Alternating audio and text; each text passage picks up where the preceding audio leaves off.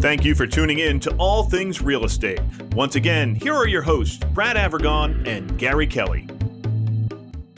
Welcome back to All Things Real Estate, coming to you live on recording.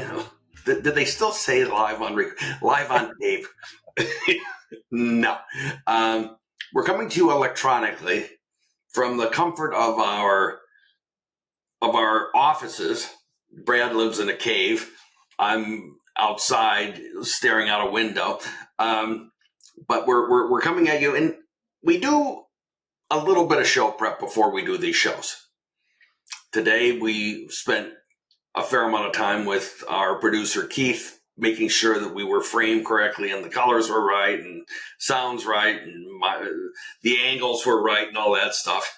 And it's only to make a better product. And I certainly acknowledge and appreciate Keith's effort in doing that.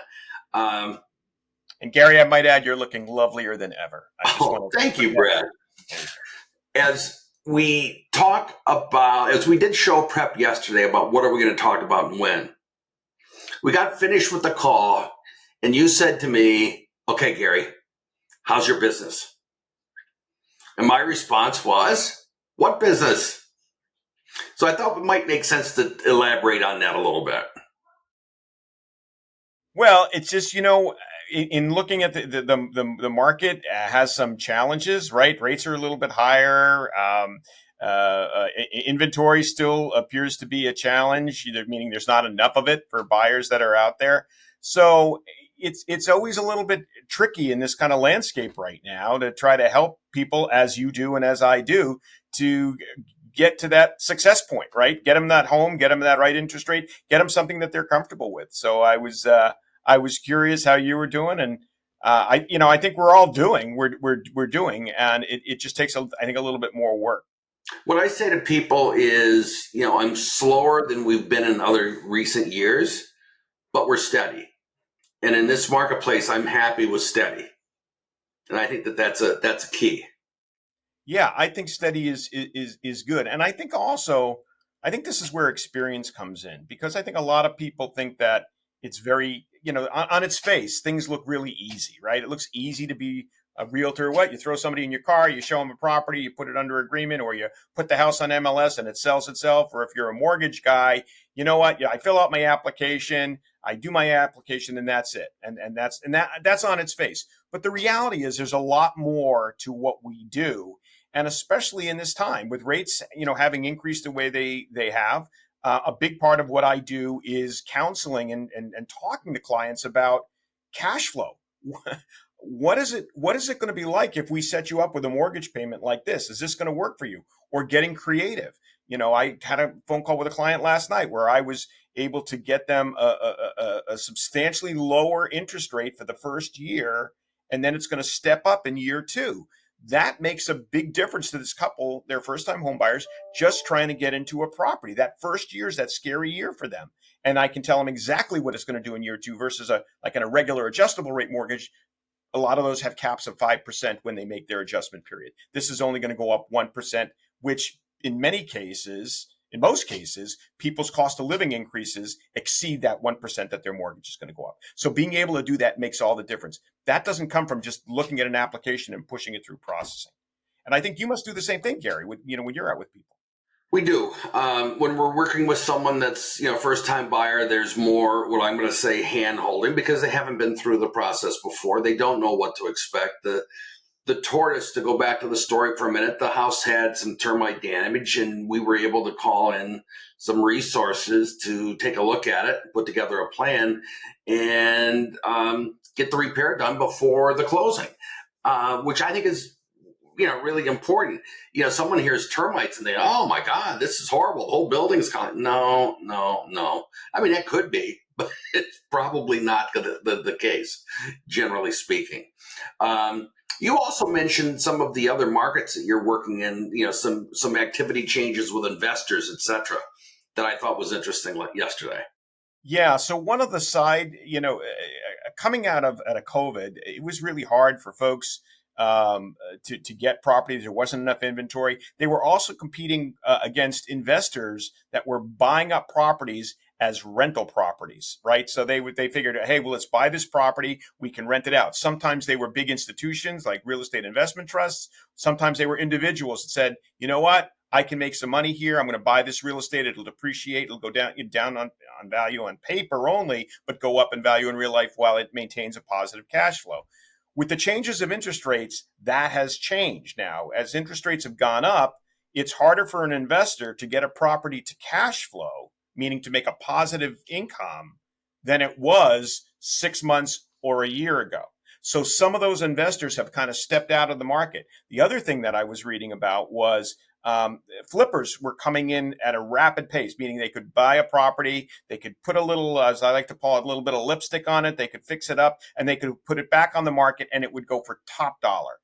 That is changing. That environment is changing for two reasons. One is the cost of funds to improve a property has gone up to those investors. And number two, the cost to purchase those properties, because of the lack of inventory, has also risen drastically. So their ability to make a profit, which is what a flipper wants to do, is really impeded by the current market environment. The good news there is it makes it more available to people that want to actually buy and live in a property, because they can afford to stay in that property while it continues to appreciate in value, and they don't have to have a profit margin within 6 months.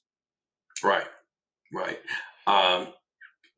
There have been a number of occasions where we work with, contractors, flippers, whatever you want to call them, and they look at the deal and they just simply say, a lot of them, varying numbers, but a lot of them that I've worked with, they want $100,000 out of the deal. That's what they're looking for. And if they're buying something for $600,000 and they put $200,000 into it to spiff it up, there may not be $100,000 left, because that property now is overpriced to the neighborhood. And it's a tough situation for folks to be in.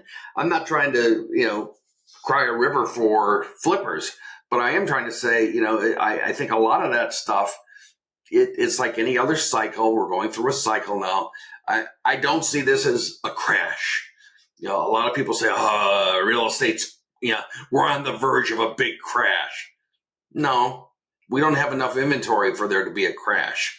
But I do think it's harder to transact, and the margins for someone doing renovations is that they are tighter.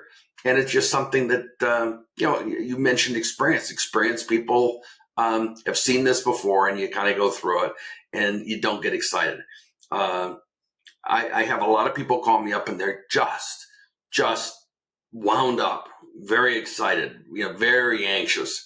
And it's like, okay, let's talk about where your real pinch points are, and then let's address those. And it's hard. We're still selling houses. We've got a closing today. It's just there's still business to be transacted. It's just not at the crazy pace of maybe 2 years ago, where you take this beautiful black cylinder home and you put it on the market, and you're getting offers by noontime, crazy offers. And we've stepped away from that. And I don't think that's a bad thing, actually. I agree with you 100%, Gary. And as much as I'd love to, say, the deals are just falling out of the sky like raindrops, I think this is what I would call a healthier market than it was to that extreme. Certainly, we could use a little bit more transactions going on, but that craziness where you had people talk about you going back to your tortoise and hare analogy, where you had people running around like the hare, going, I need it now. I got to do it. I've got 30 days before I got to get, or 60 days before I got to be out of my place. That creates stress. It creates opportunities for mistakes. As many people did. You were in there, and I was in this market where people were waiving home inspections. They were waiving mortgage contingencies. And these protections were put in place for a reason. These protections, to say somebody's going to be able to waive they're going to waive their mortgage contingency, they're risking their down payment. To waive their home inspection, they don't necessarily know what they're getting. And it's really, you want an informed buyer, I want an informed buyer. They want to be informed so that they know when all the dust settles after the hullabaloo, all the craziness running around, that they made a good buying decision and they're going to be happy in their home. That comes with planning. It comes with an environment, a market that is not frantic running around. It comes with putting the time in to do the work that you need to do to get it to make a good decision. Yeah, my whole thing of the tortoise and the hare. The tortoise plodded along, did things methodically, got their pre-approval in place, looked at a number of homes, and selected one. Went through a home inspection. They did everything you should do, okay, and they are now in the home. Whereas the hare is still running around, hair on fire. And the hare is in a situation where the new buyer of the property wants the hare gone. And the new buyer is offered cash for keys. Well, it's not clear whether the hare can get packed yet. And it's just all of this lost time equates to lost opportunity. Brad, if someone wants to talk more about this with you, how would they reach you? Best way to reach me, Gary, is via my cell phone, which is 978-375-5531, or via my email, which is brad@bradavergon.com. And Gary, how do they reach you?